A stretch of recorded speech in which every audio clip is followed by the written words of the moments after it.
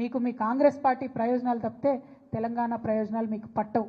ఇవాళ ఓట్ల కోసం ఎలక్షన్ల సమయంలో ఏం చేసిండ్రండి కాంగ్రెస్ పార్టీ రేవంత్ రెడ్డి గారు ఎలక్షన్ల కోసం ఏం చేసిండ్రు? వాళ్ళ నాయకురాళ్ళు అందరూ కూడా పెద్ద పెట్టున బతుకమ్మ ఎత్తినటువంటి పరిస్థితిని మీరు గమనించాలి. ఇవాళ శ్రీమతి ఇందిరాగాంధీ గారు మరి తను బతుకమ్మ ఎత్తుకొని తెలంగాణ ప్రజలకు బతుకమ్మను శుభాకాంక్షలు చెప్పినటువంటి వ్యక్తి.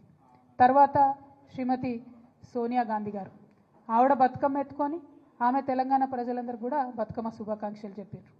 ఇదిగోండి మన తెలంగాణలోనే ఎన్నికల ముందు ర్యాలీలో ప్రియాంక గాంధీ గారు రాహుల్ గాంధీ గారు బతుకమ్మ ఎత్తుకొని తెలంగాణ ప్రజలకు శుభాకాంక్షలు చెప్పారు. తర్వాత ప్రియాంక గాంధీ గారు అద్భుతమైనటువంటి ట్వీట్ చేసిండ్రు. ఏమని చేసిండ్రు? తెలంగాణ ప్రజలందరికీ ప్రత్యేకంగా తెలంగాణ ఆడపడుచులందరికీ బతుకమ్మ పండుగ శుభాకాంక్షలు. ఎందుకంటే 1978లో ఓరుగల్లు మహిళలతో కలిసి మా నానమ్మ శ్రీమతి ఇందిరాగాంధీ గారు బతుకమ్మ ఉత్సవాల్లో పాల్గొనడం ఒక మధుర స్మృతి అని చెప్పి ప్రియాంక గాంధీ గారు చేసినటువంటి ట్వీట్ ఇది. అంటే ఓట్లు ఉన్నప్పుడు మాత్రం మన పండుగలు వనుకొస్తాయి. ఓట్లు ఉన్నప్పుడు బతుకమ్మ తెలంగాణ ప్రత్యేక పండుగని తెలంగాణ ఆడపడుచులందరికీ శుభాకాంక్షలు చెప్పాలని ఓట్లు ఉన్నప్పుడు గుర్తొస్తాయి. ఆ వీడియో చూపి. ఇగో ఇందులో అయితే అద్భుతమైన వీడియో అండి ఇది, మీరు తప్పకుండా చూపించాలి మీడియా మిత్రులు. రేవంత్ రెడ్డి గారు, రాహుల్ గాంధీ గారు, కేసీ వేణుగోపాల్ గారు, జయరాం రమేష్ గారు అందరూ కలిసి కోలాటము బతుకమ్మ కలిపి ఆడుతున్నారు. పాపం అక్కడ కూడా మా బట్టెన్నను వెనక వరుసలు పెట్టిండ్రు.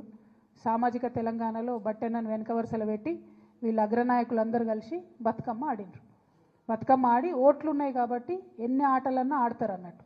కానీ ఓట్లు అయిపోగానే తెలంగాణ బతుకమ్మ ఎవరిది, ఎవరు ఆడినరు, ఎందుకోసం బతుకమ్మని చేయాలి, ఎందుకోసం మరి మేము బతుకమ్మను గౌరవించాలి, తెలంగాణ తల్లి చేతుల బతుకమ్మ ఎందుకు ఉండాలి అని వాళ్ళ వెర్రి ప్రశ్నలు, వింత ప్రశ్నలు, వితండవాదం చేస్తున్నారు. ఎందుకు ఉండాలంటే కేసీఆర్ గారు ముఖ్యమంత్రిగా ఉన్నప్పుడు ఇక మీరు బాగా మాట్లాడుతున్నారు కదా గెజెట్ ఇయ్యలే జీవోఎల్ అని, బతుకమ్మ పండుగ గురించి బతుకమ్మను రాష్ట్ర పండుగ చేస్తూ జీవోఎస్ నంబర్ 2 ద్వారా రాష్ట్ర పండుగ బతుకమ్మని ఇచ్చారు. మరి వాళ్ళ ముఖ్యమంత్రి గారిని మేము సూటిగా ప్రశ్నిస్తున్నాం. రాష్ట్ర పండుగ అయినటువంటి ఈ బతుకమ్మ పండుగను అవమానించే విధంగా మాట్లాడుతున్నటువంటి మీ మంత్రులను, మీ కాంగ్రెస్ పార్టీ నాయకులను వాళ్ళ మీద మీరు ఏం చర్యలు తీసుకుంటారు? ఇది మన రాష్ట్ర పండుగ అని అధికారికంగా ప్రకటించుకున్నాం. రాష్ట్ర పండుగను అవమానపరిచే విధంగా మేము చేసుకోము, మాకు సంబంధం లేదు, ఎవరు చేసిండ్రు, ఎక్కడ చేసిండ్రు అని వింత ప్రశ్నలు మాట్లాడుతున్నటువంటి మీ నాయకులకు మీరు ఏం ఏం ఏం శిక్ష వేస్తారు? అంటే ఆంబోతులను వదిలినట్టు ఆడబిడ్డల పండుగ మీద మాట్లాడడానికి మీరు మీ మంత్రుల్ని, నాయకులను వదిలిపెట్టినరా? ఇది వాళ్ళ చెప్పాలి మీరు.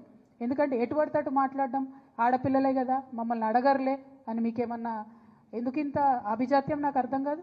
ఎందుకింత పొగరు? ఇట్లా ఉంటుందా? ఎందుకింత పిరికితనం అని కూడా ఒకసారి ఆలోచించుకోవాలి.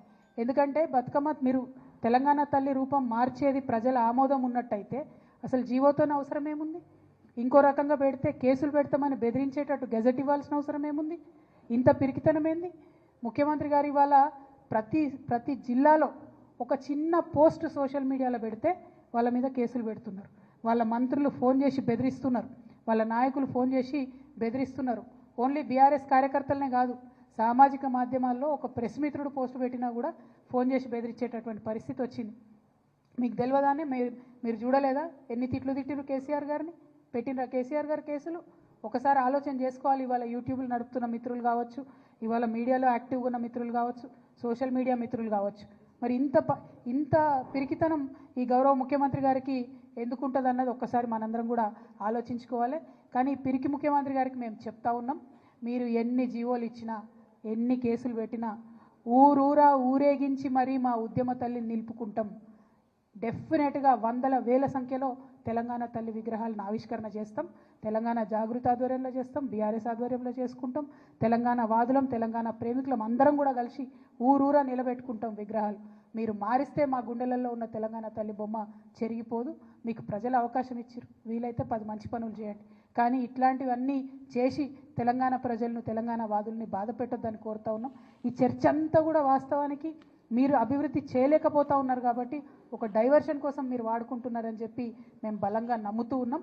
మేము మిమ్మల్ని మళ్ళీ ఒకసారి కోరుతున్నాం, మాకు ఇష్టం వచ్చిన తల్లిని మా ఇష్టం వచ్చిన దగ్గర పెట్టుకునేటటువంటి స్వేచ్ఛ, స్వాతంత్రం తెలంగాణ రాష్ట్రంలో తెలంగాణ ప్రజలకు ఉండాలి. దానికి మేమే మార్గదర్శకంగా ముందుంటాం. మీరు ఎన్ని కేసులు పెట్టుకున్నా భయపడేది లేదని తెలియజేస్తూ బతుకమ్మ మీద మరొక్కసారి మాట్లాడే ముందు మంత్రులైనా కాంగ్రెస్ నాయకులైనా ఆలోచించి ఆడబిడ్డలు మీరు మాట్లాడే ప్రతి మాటను కూడా గమనిస్తున్నారన్న విషయాన్ని ఆలోచించి ఒళ్ళు దగ్గర పెట్టుకొని మాట్లాడాలని చెప్పి హెచ్చరిక చేస్తూ ఉన్నాం. Thank you. జై తెలంగాణ.